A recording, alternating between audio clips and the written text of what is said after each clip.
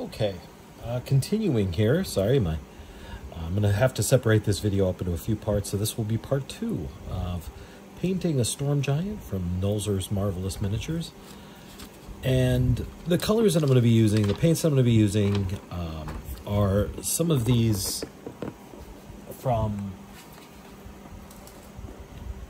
Vallejo there, the Malefic Flesh set. So I'm going to be using these to kind of paint this purplish sort of a face and skin color, because storm giants do have, as you maybe saw in the pictures, they do have sort of a purplish tone on their skin. And the ones that you see me using so often are Vallejo acrylics, as well as Pro Acryls. I'm going to be using Faded Ultramarine. I'm going to be using some Transparent Green, as well as some Jade from Pro Acryl. From the Warhammer line, I'm going to be using Rhinox Hide, as well as some of the Fantasy and Games line from Scale Color, the Tindalos Red, as well as bringing up with some more Vallejos, the model colors and the game colors as well. So Purple and Warlord Purple from the Game Color line, as well as the Heavy Opaque, Heavy Blue-Gray from Game Color, Ghost Gray from Game Color, a Glacier Blue and Verdigris Glaze, as well as some Ghostly Vapors from the D&D Nolzur's Marvelous Pigments line. So those are the main ones that I'm going to be working with. So from the Malefic Flesh sets, I'm going to start with a dark purple. Well, not really, let's see, really a dark purple. I'm going to follow the exact directions here from the paint set, and it says Malefic Flesh is a good base coat, so we're going to use some of that. We're going to base with Malefic Flesh. So I use a little paint, and then I usually have maybe a few drops of water to that, and then stir it up just until it's around the consistency of like a milkshake, I guess, kind of a slightly melted milkshake.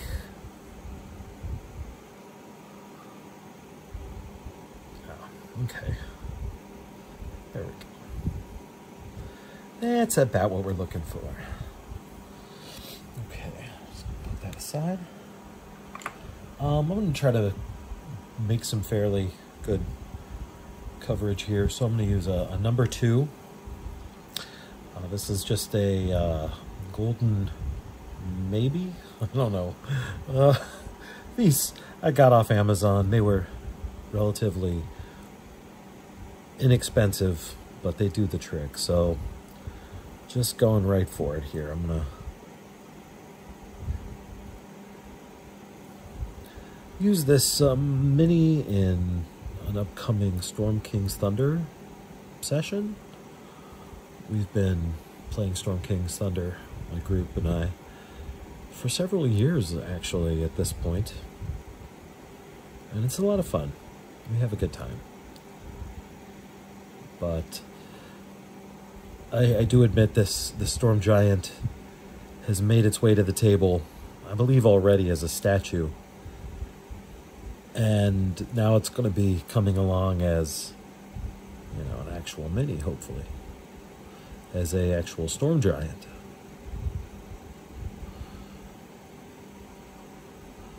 Yeah, a lot of fun playing Storm Kings. We've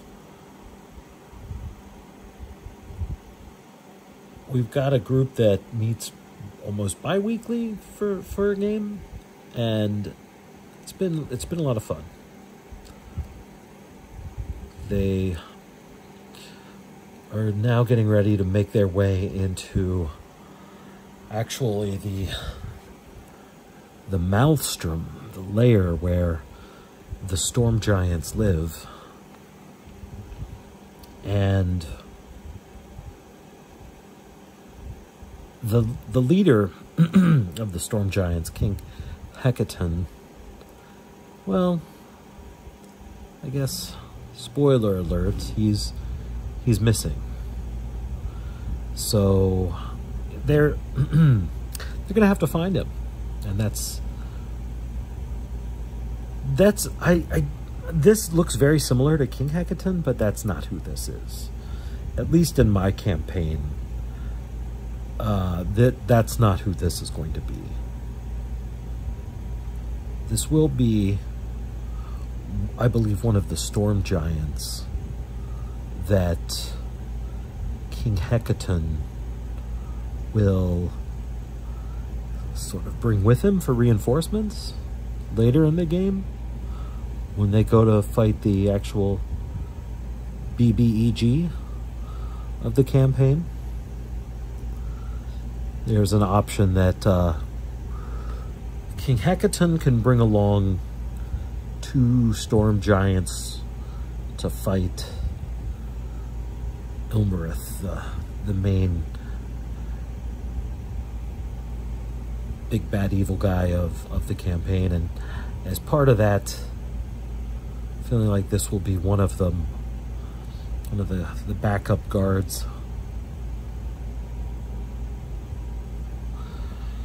So, some more information about just storm giants, I guess. They're the top of the giant caste. So the giants sort of have a caste system similar to, like, I don't know, Hinduism, where there's sort of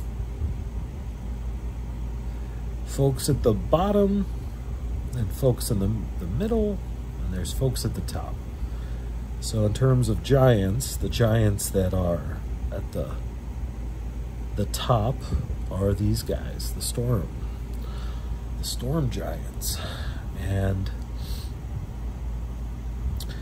they are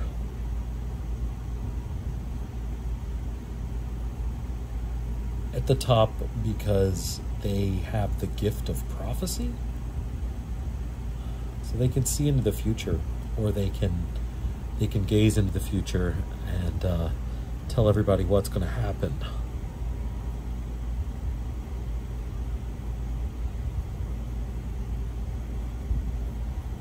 So for that reason, they're the head honchos. They're sort of the ones in charge. They make all the decisions.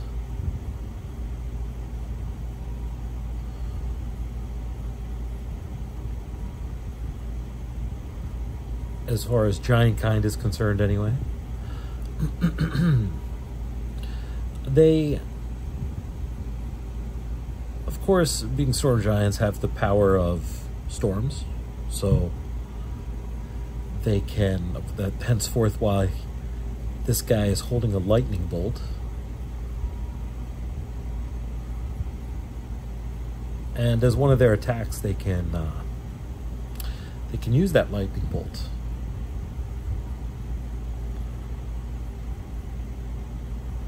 And then they have to wait for it to recharge. But it's powerful. So they're at the top of what they call the ordning, sort of the caste system of the giants. They're at the top of that, as we said, because they have the power of prophecy. And the whole plot of Storm King's Thunder is that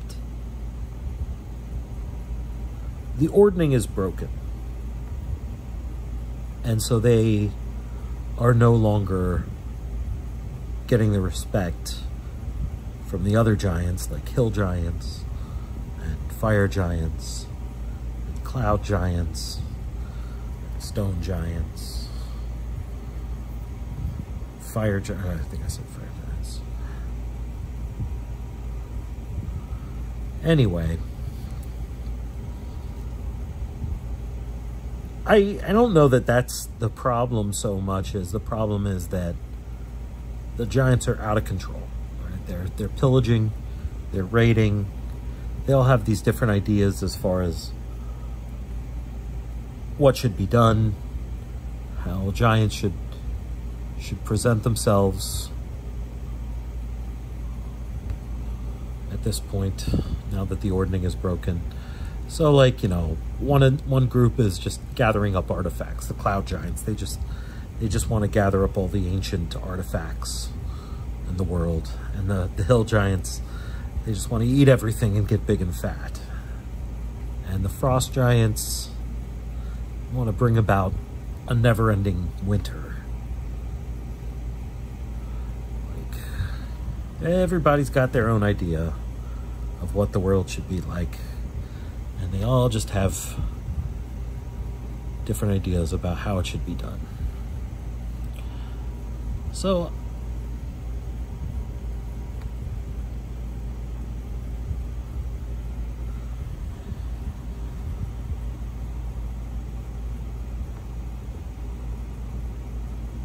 I really like the way that it sort of plays into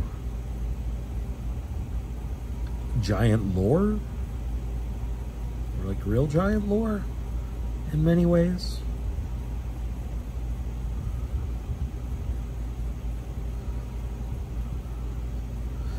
There's so many legends of giants besides just, you know, the ancient Hebrew texts. The ancient Nordic texts talk about giants. The Hindu texts talk about giants. All the ancient books talk about giants. They're just sort of accepted that there are giants. But, you know, there's not a lot of information about them other than what's in those old mythological books of ancient history. Not a lot of modern documentation on giants. Although, you know, there's a lot of series on, like, History Channel where people are going and exploring to try to prove that giants exist. And not a lot of evidence, but, you know, good to them, or good on them. So I think it's fun with Dungeons and Dragons to be able to create a story based on these myths of our long-lost ancestors. You know, since we don't know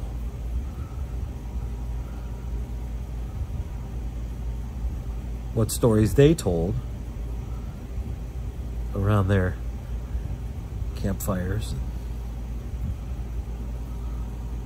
hearths, it's fun to make up these stories and role play them out with friends and kind of create a possibility of what may have happened. One of the really popular legends are that giants still exist in Inner Earth. That's a sort of a Vernian idea, I guess, a Jules Verne type, you know, journey to the center of the earth idea. That you know, there's some sort of an inner earth where the giants still live. Pretty cool, I would say, if that was the case.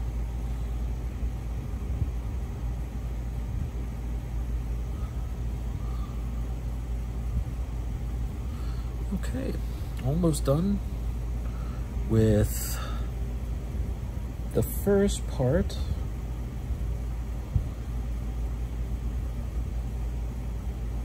of the skin base coat. Like I said, I'm just using this number 2 brush because watercolor brush because it's got good coverage. You know, it really, you can lay down a fairly good amount of paint with it and not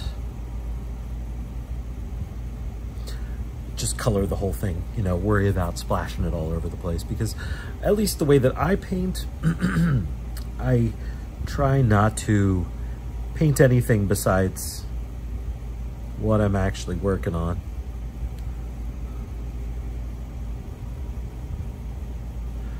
And the reason for that is because certain colors, you know, when you look at color science, they don't interact particularly well. Just, you know, the most basic color science, you know, the opposites on the color wheel tend to cancel each other out. So if you put down you know, a heavy yellow base coat on something and then paint purple over top of it, it's gonna turn it kind of a brown, right?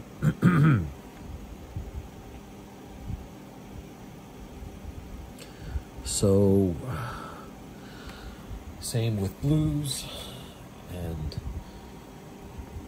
reds and greens. You have to be aware of your color wheels, which, you know, I'm not really an expert in color theory. As you can see, I'm just following some directions on a box.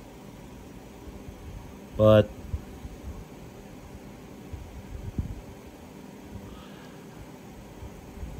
I do learn techniques. You know, I watch a lot of videos. I try to watch a lot of videos on YouTube as well and learn techniques from other painters.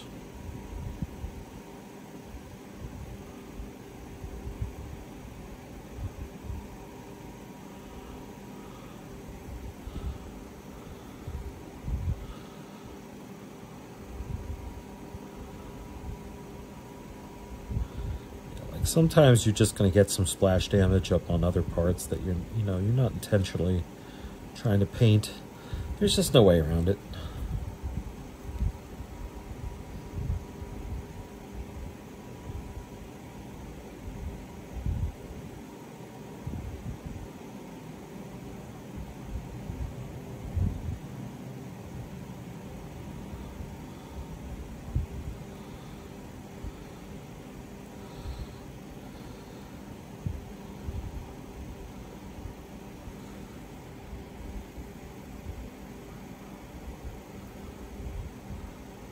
And I think we just about measured that paint perfectly.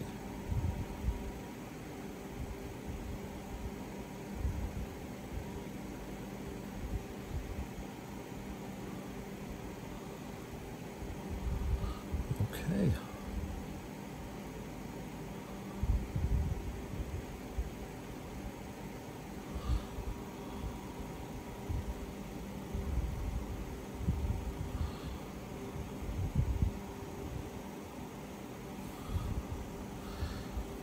Yeah, that looks like just about right what we needed. Oops, a little bit more here on this hand.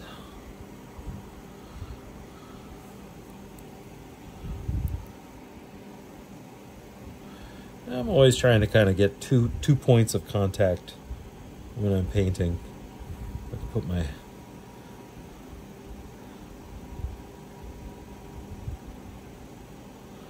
fingers on two different points here on the model and give myself a little stability. You know,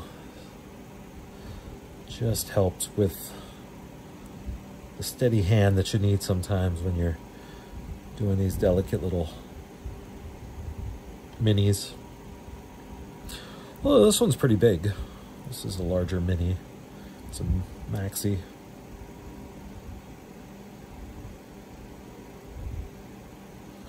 A maximum.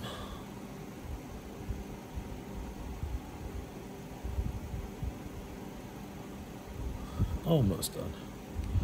Not even on camera here. I'm being very stubborn. I'm trying to use every last bit of this paint without oh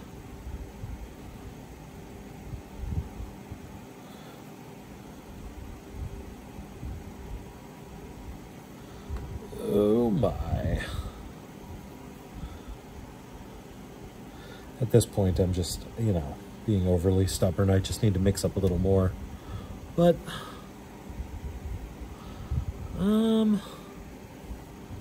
maybe just a little water. There we go. That'll just let me get right back there. Get the rest of that. And done. Okay, so that is base coating the flesh with Malefic Flesh. And yeah. Come back for part 2 or part 3 or even part 4, who knows.